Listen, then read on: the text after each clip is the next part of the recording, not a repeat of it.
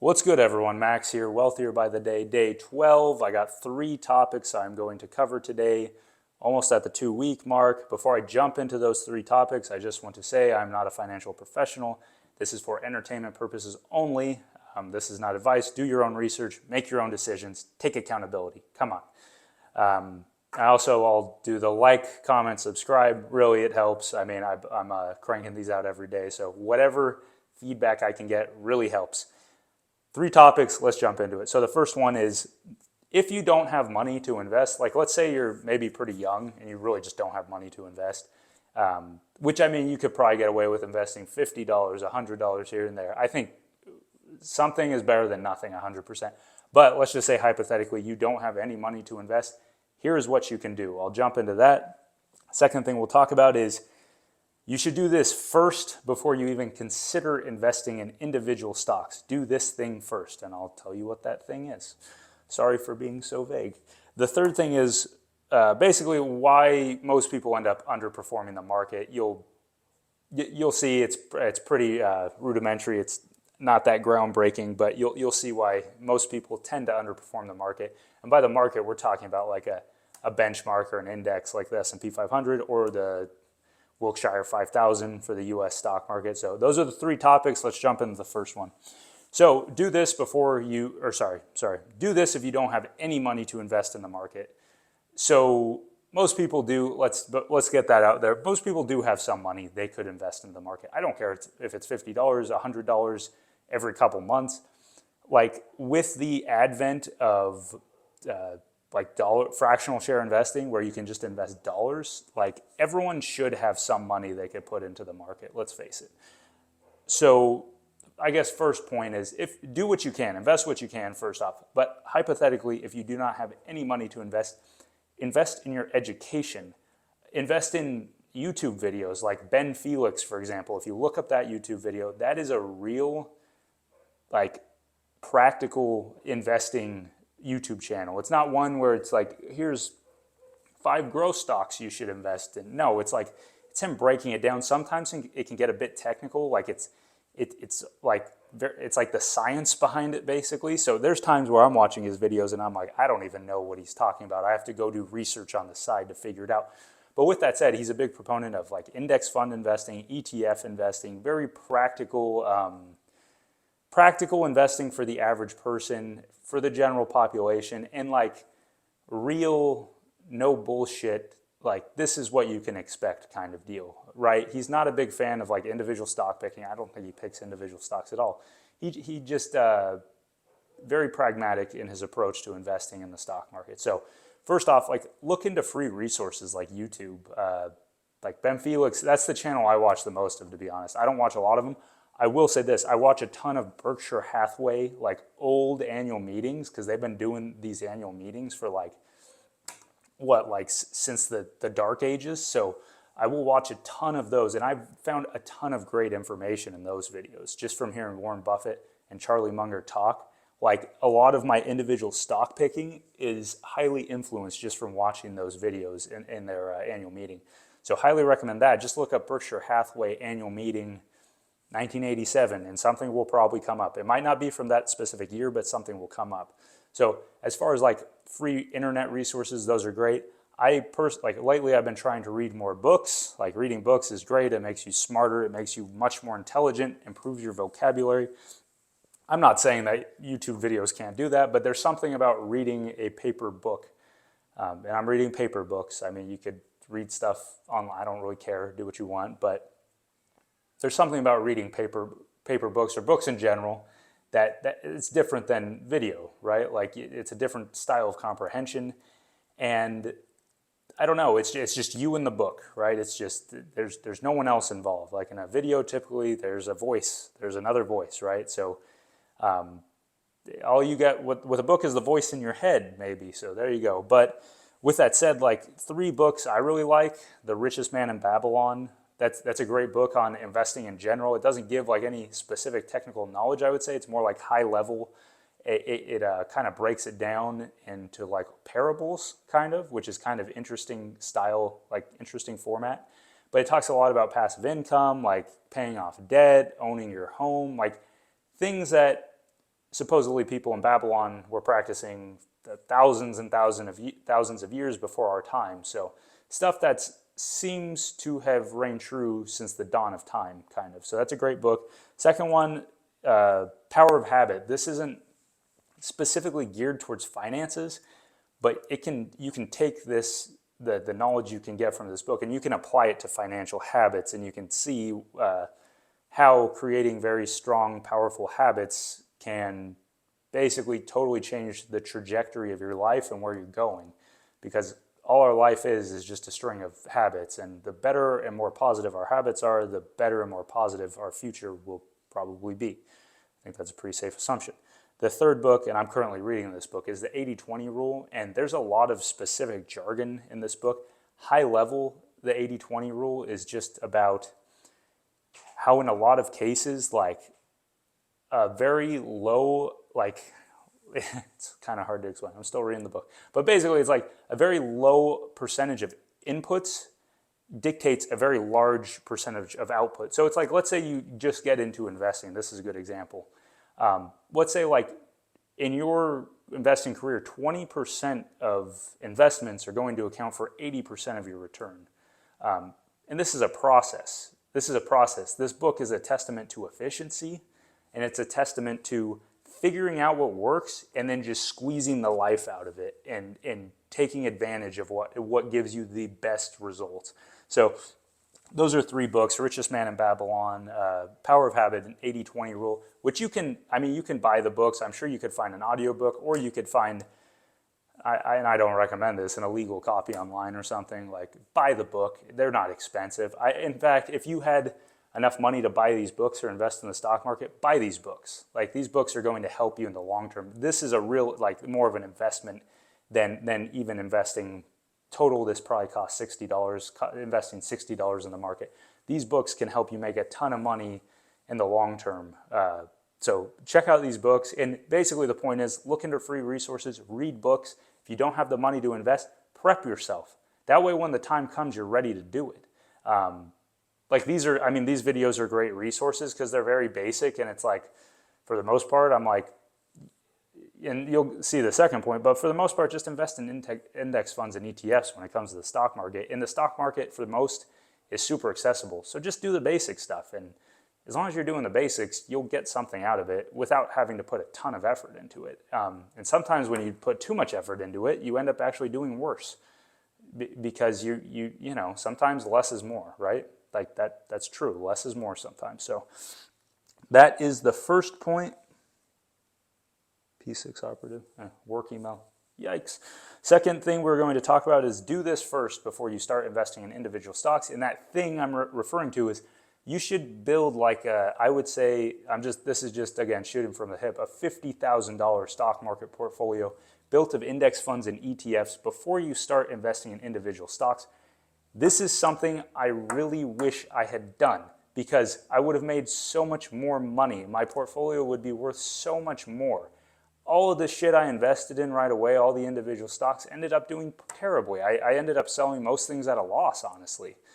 Like I would have done so much better if I would have dumped it all into the S&P 500. I would have made more money in the long term because I didn't know, and I'm not claiming I know exactly what I'm doing now. I think I have a little bit more of a pragmatic approach, and it makes sense on paper. And it's been working. It's not like I'm rich, but it's been working. I've been getting pretty good returns, and I keep an eye on it to figure out whether I'm actually beating the market or not. Once I stop beating the market, I'm going to stop doing this. I'm just going to invest in the market. It's more of a game for me, like to see, well, if I do X, will this work? Well, if it doesn't, then might as well just invest in the market, right? Like 80-20 rule. But anyways, build a portfolio of ETFs and index funds. I'd say at least $50,000 worth, because that's a really great base for your portfolio to build off. From there, if you want to start incorporating some individual stock allocation, sure, why not? Like, once you have $50,000 in the market, I'm assuming if you're really interested in the market, that's probably going to take you, I don't know, anywhere from 2 to 5 years plus to accumulate that sum of money. That 2 to 5 years is enough to where you can do some pretty good research and get a good general idea of what individual stocks you should invest in. Hint, value stocks. and which ones you should avoid. Hint, probably growth stocks. Just saying, growth stocks, totally unpredictable, incredibly speculative. Value stocks can be somewhat speculative, but there's fundamentals where you can kind of be like, that seems like a pretty good deal. I think this is going to work out. But anyways, so do that first. Like, build that base. It's like, I like working out, and it's like, before you can go and, I don't know, before you go and are super strong and muscular, like, you need to build that base. You need to do the basic stuff that will facilitate you doing the interesting things in the future. Like, so do the grunt work, do the stuff that's boring, so that when the future comes, you'll set yourself up in a good position. In 2 to 5 years, that's not a lot of time. Like, you can stand 2 to 5 years of investing in boring assets. That way, after that period of time, you can maybe do a little bit of fun stuff. And once you start like incorporating individual stock allocation, like, don't go hog wild with it. Slowly dip your toes into the water and see how things are going. Like, chances are you're probably going to find that you get a better return just investing in the market, unfortunately, which is going to facilitate our next point, which is basically, like, most people underperform the market. Like, it's sad, but in aggregate, most people underperform the market.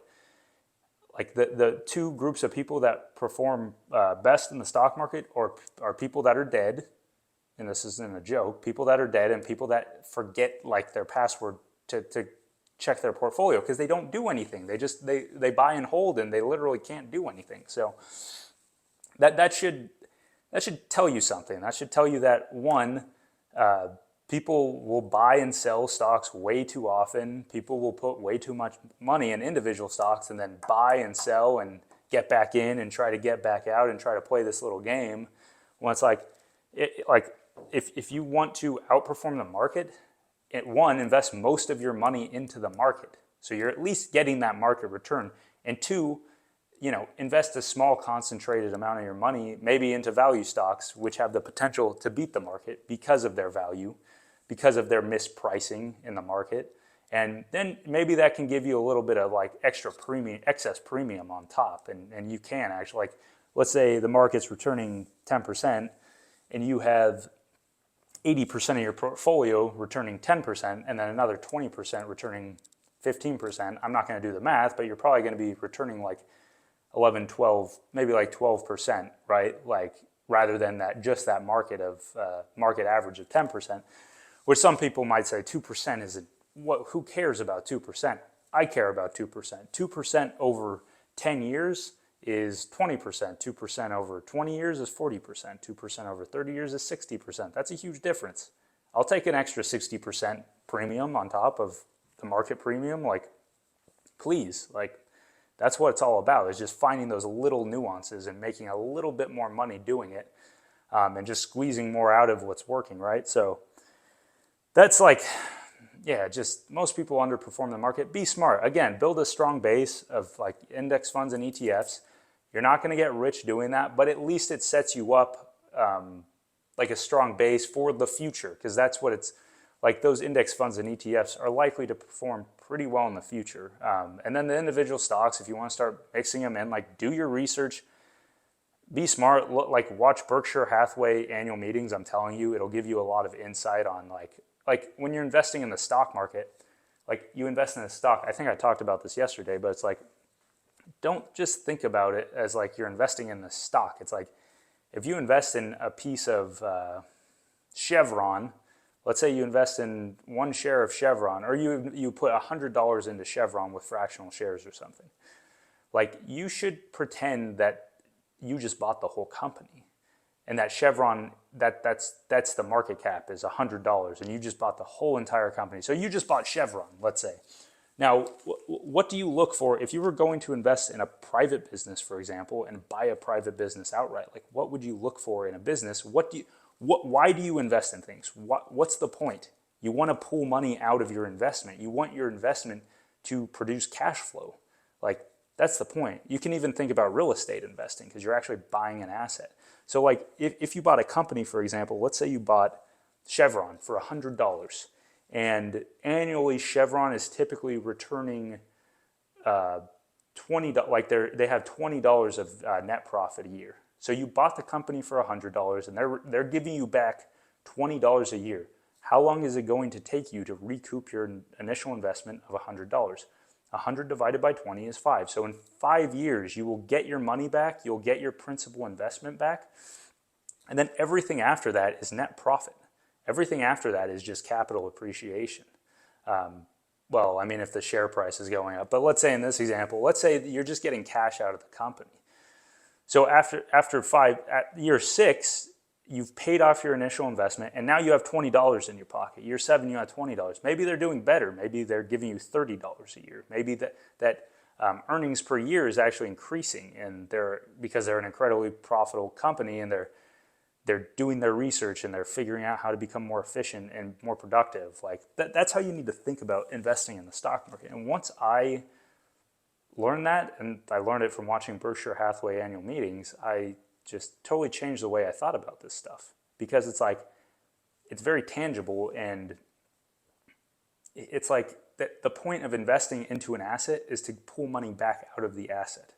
It's not so you hope that the share price is going to go up, right? Like it's not, you don't want it to be gambling. You want it to be pretty informed decision making. Now, nothing's perfect, but that's why you want to buy companies that are good, profitable companies that are trading at lower values. Maybe there's been a string of bad news. Maybe there's some unquestionable or uncertain events that are influencing that stock price. But you deem it as, well, it's just noise. It's just noise. The share price is going to go back up because this is all just bad news. So anyways, like that's how you got to look at things. That was a huge tangent. We're talking about, I think, outperform the market. I don't know. But that's how you got to look at the stock market, right? Anyways, we're at like 17 minutes. We'll call it.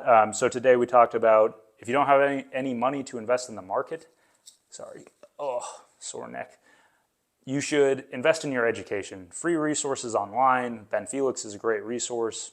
Watch these videos. They're pretty practical, and I'm not trying to sell anything to you guys. I have no skin in the game on this. I'm just trying to tell you it like it is. Watch these videos and then buy books like Richest Man in Babylon, Power of Habit, 80-20 Rule. Rich Dad, Poor Dad is a great place to start. I know, like that's like the #1 recommended finance book. In me, I'm getting into reading more and more books. I'm making it a habit to do it on a nightly or every other nightly basis, depending on how late my daughter keeps me up. Sometimes I'm like, I just need to sleep. I can't stay up for 20 minutes and read. Like I'd be better off getting 20 more minutes of sleep and maybe being able to read a little bit more tomorrow. But anyways, so look into that, and then build up a portfolio of $50,000 with index funds and ETFs before you even consider investing in individual stocks. I think that's pretty safe, fair advice. You might hate me for it, but I'm telling you, it's the way to go. Just listen to me. I wish I did it. I would have been way better off. I didn't know what I was doing. And the third thing is most people underperform the market because they constantly buy individual stocks and sell individual stocks and buy them back. And it's like this. It's like the casino. Like, buy index funds and ETFs for the most part, maybe buy some individual stocks, but when you buy those individual stocks, plan on holding them for 5 to 10, 15, 20 years. Like, don't just buy and sell. You're going to lose money, I'm telling you. So thank you for watching. Those were the 3 points from today. Again, this is Wealthier by the Day, day 12. Please like, comment, subscribe. Thank you. I'll catch you in the next one.